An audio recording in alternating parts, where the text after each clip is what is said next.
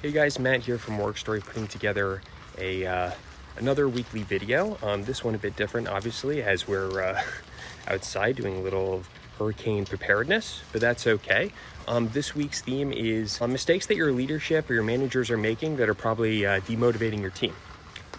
So things that we should be especially paying attention to as we head into the end of the year.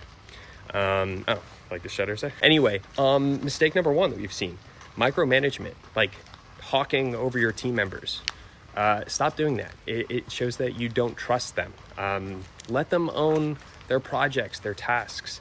They'll get them done. It'll be amazing. It's amazing to see what happens when you sort of let people run. And look, if they make a mistake, use it as an opportunity to give them feedback, and they'll do much better the next time. And you're all saving a ton of time and feeling good about what you're doing. The second thing is setting clear goals, expectations, tasks. Don't jump around from task to task, item to item. That's just like not going to get anything done. It's going to take so much more time than it would otherwise. So set clear goals, go item by item with your team members. You'll both be aligned on what needs to get done, and everyone would feel really motivated and engaged to sort of knock those items off the checklist.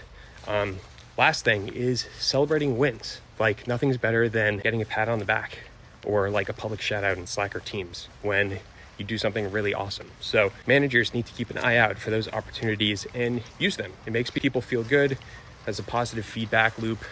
People are just going to feel more motivated and want to get more done.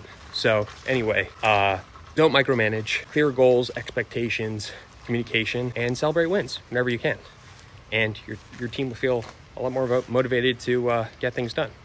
Anyway, wish us luck. See you in the next one. Thanks again.